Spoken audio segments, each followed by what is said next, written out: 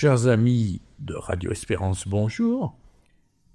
Nous l'avons vu dans les précédentes émissions, et nous le constatons tous, la France subit une grave crise. Ce n'est certes ni la première, ni la dernière, mais ce qui est peut-être inédit, c'est son aspect multiforme. Crise économique, particulièrement par l'endettement du pays, crise sociale, par l'aggravation de la grande pauvreté, la remontée du chômage, crise morale, avec la remise en cause des valeurs qui structurent l'Occident chrétien, et l'appartenance à notre pays, mais aussi crise politique qui met gravement en cause la capacité du monde politique à faire face aux défis auxquels nous sommes confrontés.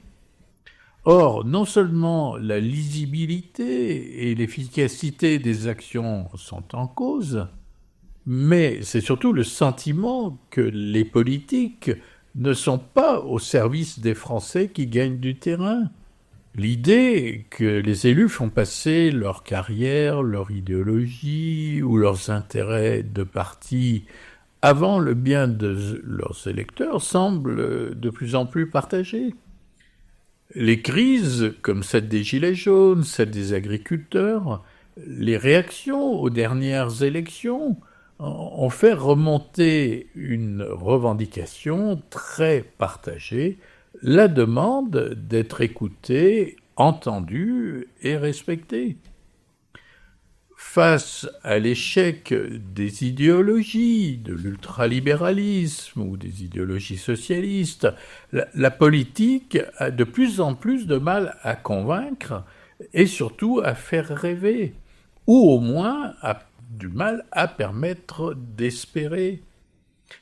Les événements de ces derniers mois, avec tous les rebondissements, les manœuvres, les chahuts à l'Assemblée nationale, les communications médiatiques, tout à fait affligeantes, ont rendu plus brûlante cette question. La politique, dans son état actuel, veut-elle et peut-elle apporter de vraies réponses aux besoins du pays ?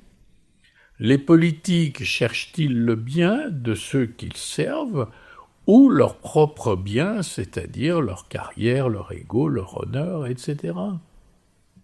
Les études d'opinion montrent à quel point de plus en plus de Français répondent négativement à ces questions.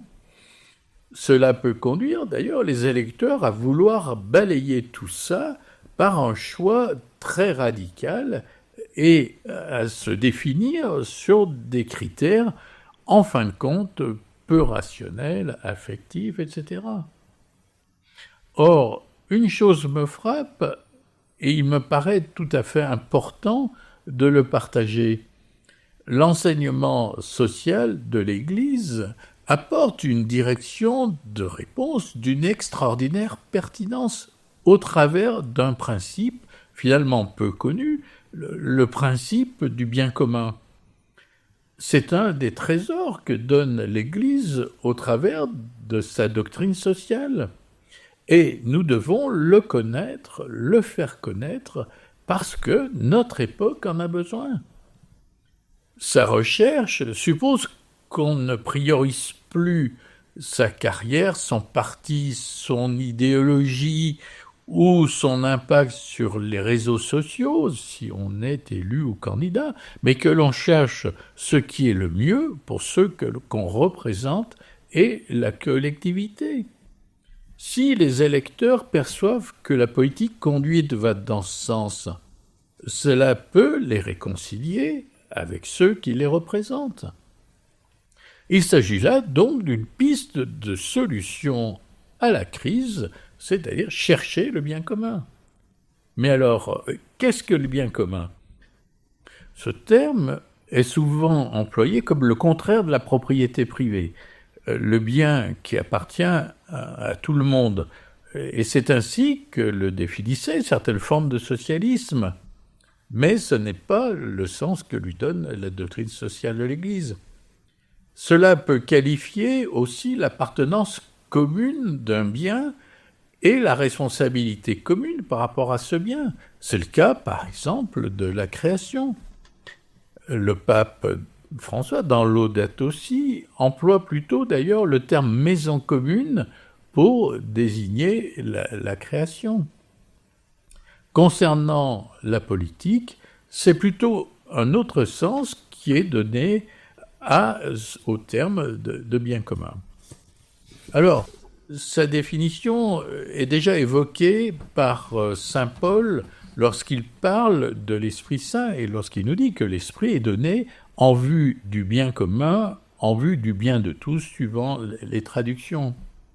Le pape Léon XIII introduit aussi cette notion de bien commun, mais c'est surtout le texte issu des travaux de Vatican II, Gaudium et Spes, repris dans le catéchisme de l'Église catholique au paragraphe 1906 qui nous donne la définition qui est actuellement la plus partagée. Je la cite: « Par bien commun, il faut entendre l'ensemble des conditions sociales qui permettent tant au groupe qu'à chacun de leurs membres d'atteindre leur perfection d'une façon plus totale et plus aisée. » Cette définition est pour moi très très importante et elle dit d'abord l'ensemble des conditions sociales. Or, c'est le sens de la politique de créer les conditions ou d'agir sur les conditions par des mesures, des engagements, des arbitrages de différentes natures, que ce soit de nature réglementaire, financière. Ensuite, tant qu'au groupe qu'à chacun de leurs membres. C'est une dimension pour moi qui est très importante parce que d'un côté, ce bien s'applique à la communauté, à la collectivité, et particulièrement, bien sûr, la collectivité sur laquelle on exerce des responsabilités, en l'occurrence politiques, et en même temps, le souci s'exerce sur deux dimensions, sur chaque personne aussi dans cette communauté, et particulièrement sur les personnes les plus fragiles, les plus vulnérables. C'est-à-dire qu'on ne sacrifie pas les plus vulnérables pour la communauté, ni inversement la communauté pour les plus vulnérables. On essaye de travailler sur les deux dimensions, et ça, c'est extrêmement important. Dans les mouvements sociaux qui traversent le pays, le reproche de certaines catégories au monde politique est de ne pas les respecter, d'ignorer leurs problèmes, et cela illustre l'importance de ce souci de ne sacrifier personne, et surtout pas les plus faibles, les plus fragiles. Autre aspect de la définition, d'atteindre leur perfection d'une façon plus totale et plus aisée. Là aussi, on a un aspect très important, car non seulement cela écarte tout ce qui peut dégrader la personne, mais cela fixe un objectif de faire grandir les personnes dont on est responsable vers la perfection par les choix que l'on fait. Un homme politique qui a profondément ce souci, n'est-il pas susceptible d'être perçu plus positivement ? Lorsqu'on évoque des problèmes sociaux comme la délinquance, la drogue, la baisse de niveau scolaire, peut-on avancer sur des solutions efficaces et durables sans s'intéresser aux personnes et créer les conditions qu'elles s'améliorent dans les différents aspects de leur vie, ne serait-ce par exemple que la prise en compte de la famille, de l'éducation, etc. De cette définition, il ressort qu'il faut vouloir le bien, c'est-à-dire choisir plutôt que sa carrière, les honneurs, l'impact médiatique, de choisir le bien.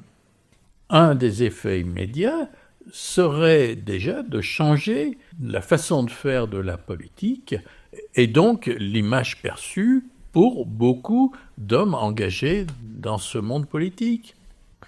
Nous voyons donc que la doctrine sociale de l'Église donne une forte direction. Elle dit le pourquoi en 2 mots pourquoi, mais le comment, c'est à chacun de le construire, donc de le discerner. À ce stade se pose donc une question essentielle, celle de la définition du bien et de sa traduction dans les choix politiques. Mais pour le rechercher, il faut d'abord admettre qu'il existe, et qu'il existe bien au-delà de notre seule définition personnelle.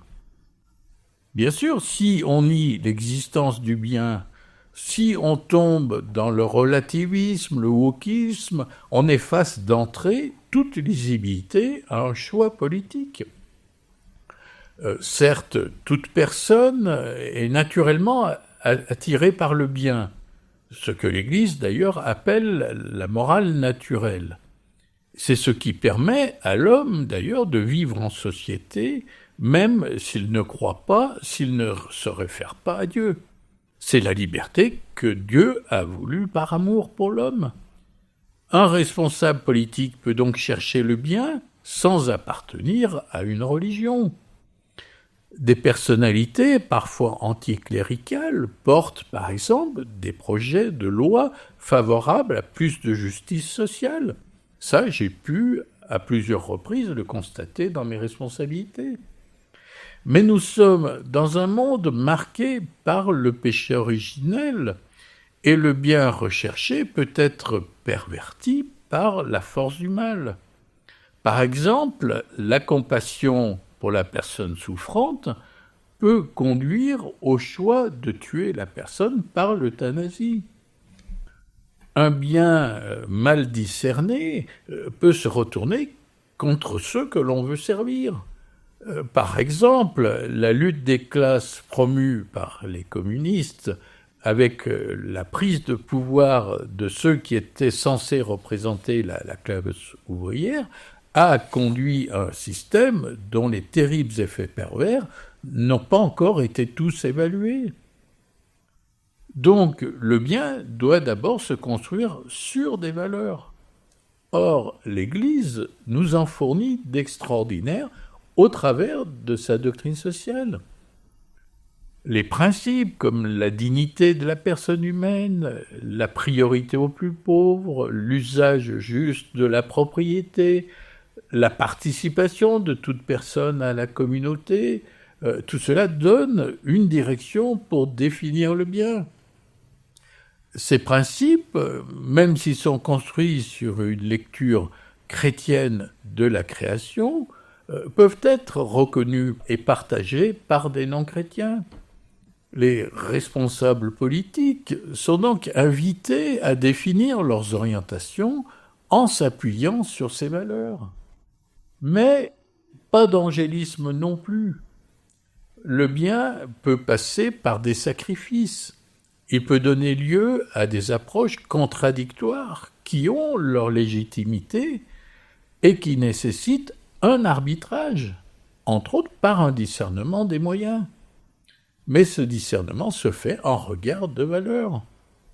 Cette approche ouvre également la possibilité d'une construction des projets de façon plus collective, avec une place pour l'écoute, la négociation, le débat, en respectant bien sûr les gens qui ne sont pas forcément dans les mêmes choix que nous et dans la même approche que nous. Bien des choses s'opposent bien sûr à la recherche du bien commun. La première que j'ai pu constater, c'est l'orgueil. La tentation de faire des choix en fonction, par exemple, de sa carrière politique, de sa certitude d'avoir raison contre les autres. Mais attention, de ne pas mettre sur le même plan la volonté de réussir, c'est-à-dire une forme d'orgueil pour réussir et qui est nécessaire pour prendre des responsabilités, et la vanité, voire la mégalomanie. L'ambition est bonne quand elle s'exerce pour le bien du pays et de ceux dont on a la responsabilité. Autre obstacle, la médiatisation de tout ce qui touche à la politique conduit souvent à privilégier la com, ce qui a un impact positif sur les sondages, et à privilégier cela, bien sûr, au travail de fond. De plus, la surmédiatisation peut flatter l'ego de certaines personnalités et encourager un genre de vedettariat que beaucoup de Français n'acceptent pas. Autre obstacle, la discipline de parti. Elle est certes utile pour la prévisibilité des résultats d'un vote, par exemple. Et donc, cette discipline impose parfois un vote sous peine d'exclusion du parti. Or, cela peut signifier de perdre son mandat et donc parfois le chômage ou le retour à une activité professionnelle beaucoup moins intéressante, moins valorisante. Un début de solution est bien sûr de s'investir dans les débats internes au parti pour que celui-ci prenne des positions qu'on peut soutenir et voter. Mais on ne maîtrise pas toujours tout et cela peut conduire à des situations extrêmement difficiles de prise de position qui peuvent nous mettre en situation très difficile avec le parti. Certains, à ce propos, parlent même parfois de martyrs modernes. On peut également citer dans les obstacles ce que le pape Jean-Paul II appelait les structures de péché qui font qu'on se trouve parfois face à des dilemmes. Choisir entre le bien et un mal qui peut paraître nécessaire. Je pense par exemple aux pratiques de partis pour leur financement et qui doivent choisir entre une approche plus ou moins large sur le plan moral et le risque de disparition faute de moyens. On peut aussi se trouver partagé entre la vérité, la dire publiquement, avec des risques très importants qu'elle peut représenter, et parfois se taire et être donc quelque part dans un mensonge par omission. Ces situations-là peuvent être assez courantes dans la communication médiatique d'élus. Autre obstacle, l'individualisme croissant qui rend bien sûr beaucoup plus difficile la recherche collective de solutions aux problèmes. L'idéologie va aussi souvent faire passer les idées avant les réalités. On a vu comment le communisme, qui dans sa conception prétendait faire le bonheur du peuple, a conduit à un système totalitaire épouvantable. D'un autre côté, le libéralisme sans régulation montre ses limites. On voit dans la plupart des pays riches augmenter l'extrême richesse, mais dans le même temps et dans des proportions parfois plus importantes, l'extrême pauvreté. Le ruissellement est donc une idéologie qui ne fonctionne pas, par exemple. L'échec des idéologies qui pouvaient créer une espérance, donner de la lisibilité aux choix politiques, se retourne maintenant contre la politique. La montée du wokisme et la cancel culture, qui vise à détruire tous les repères du vivre ensemble et les valeurs sur lesquelles se construit un projet pour l'homme, aggrave encore cette situation. Autre obstacle, les demandes contradictoires des électeurs, qui demandent de plus en plus à l'État d'intervenir tout en n'acceptant pas les conséquences sur les impôts ou leur liberté. Un autre obstacle de taille, quand on a identifié le bien vers lequel on veut aller, c'est de définir comment le mettre en œuvre et d'évaluer les effets pervers possibles de décision. Par exemple, une politique extrême d'arrêt de l'immigration conduirait à refuser l'entrée en France de personnes menacées par un génocide, par la famine ou des chrétiens martyrisés. De même, autre exemple, une loi pour protéger les plus pauvres de l'exclusion du logement locatif, et pour éviter à des familles de se retrouver à vivre dans la rue, peut conduire à une forte baisse de l'investissement locatif, et donc une plus grande pénurie de logements. C'est une des difficultés auxquelles se heurtent les uns après les autres les ministres du logement. Il ne suffit donc pas que l'objectif soit bon pour que la politique soit bonne. Il faut aussi qu'il soit perçu comme tel, c'est-à-dire partagé pour que les choix soient lisibles, acceptables et avec des effets collatéraux qui ne soient pas contre-productifs. La recherche du bien commun impose donc de s'interroger sur les effets par rapport à la communauté dont on est responsable, mais aussi sur chaque personne de cette communauté.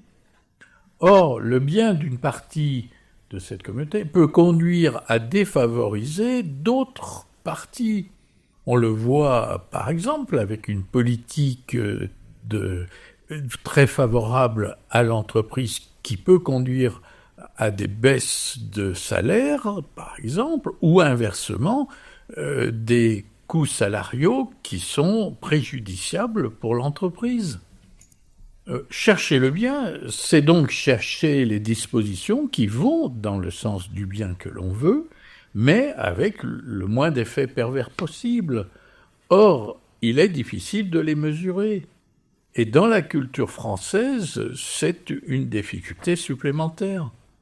La certitude qu'affichent certains politiques que leur loi est parfaite, ou presque, avec un manque d'humilité évident, ne facilite pas la confiance dans leur volonté de vraiment faire le bien. Ce que je viens d'exposer ne prétend évidemment pas faire l'inventaire de tous les obstacles à la recherche du bien commun. Les difficultés sont importantes et peuvent nous tenter de baisser les bras. Rappelons tout d'abord que notre monde n'est pas parfait du fait du péché originel et bien sûr des péchés de chacun de nous. Si nous rêvons d'aboutir à un monde politique parfait, c'est le découragement assuré et nous avons perdu d'avance. Cela est également vrai pour l'action politique. Alors comment avancer dans ce sens ? Ça n'est pas un hasard si saint Paul et ses successeurs nous appellent avec insistance à prier pour le monde politique. Et j'insiste beaucoup là-dessus, ça n'est pas un hasard si la mention du bien commun dans saint Paul, dans les Corinthiens, dans 1 Corinthiens 12, à chacun la manifestation de l'esprit est donnée en vue du bien commun. Il est bien dit qu'il est donné à chacun. Le discernement du bien est donc d'abord un fruit de l'esprit qui est accessible à tous ceux qui acceptent de l'écouter. C'est la raison pour laquelle il est essentiel que des chrétiens s'engagent en politique, même s'il est difficile de surmonter les obstacles que nous venons d'évoquer. Mais ces chrétiens doivent rester fidèles à leur recherche du bien commun. Or, cette fidélité sera bien plus réelle si l'engagement reste ancré dans la charité et surtout porté dans la prière. Il est très important également que les personnes engagées soient soutenues par la prière des autres, par la prière des chrétiens. Lorsque saint Paul dit que l'esprit est donné à chacun, même les non-chrétiens peuvent le recevoir, me semble-t-il, dans la recherche du bien commun. Alors, en conclusion, je dirais que ce que les électeurs attendent réellement, c'est de se sentir plus aimés et respectés. Le lien que fait saint Paul entre l'Esprit Saint et le bien commun, c'est l'amour. En effet, pour chercher le bien des personnes dont on est responsable, il faut les aimer. Bien sûr, il ne faut pas non plus tomber dans la haine de ceux qui ne pensent pas comme nous, et qui peuvent aussi chercher le bien par d'autres voies. Pour aimer, nous avons besoin du soutien de l'Esprit Saint et donc de la prière. Ce n'est pas un hasard si dans toutes les apparitions, particulièrement celles qui concernent l'avenir de la France, pour ne citer que Pontmain ou l'île Bouchard, Marie a insisté de façon très forte sur la nécessité de la prière et de la prière pour la France. De cette prière peut sortir une espérance. Poursuivre le bien commun, même s'il peut être difficile à trouver et nécessiter des sacrifices, c'est s'inscrire dans l'espérance que les choses peuvent aller mieux.